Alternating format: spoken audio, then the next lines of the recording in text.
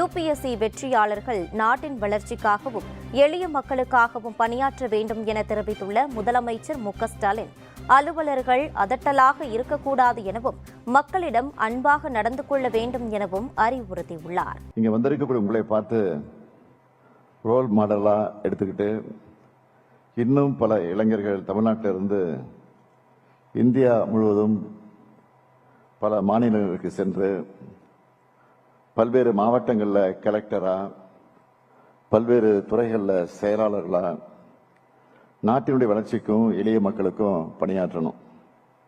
ஏன் வெளிநாடுகளுக்கும் இந்திய தூதுவர்களாக சென்று நாடுகளுக்கு இடையான நல்லுறவை நீங்க மேம்படுத்தணும்.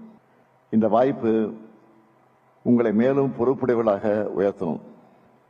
அடக்கத்தையும் மனிதநேயத்தையும் வளர்க்கணும். அதிகாரிகள் என்றால் அலட்டலா இருக்கணும்னு அவசியம் இல்லை. சாதாரண மக்கள் கிட்ட கூட அன்பா பண்பா நடந்துக்கிட்டு அதுதான் உங்க பேரை காலத்துக்கும் நிலைக்க செய்யும்.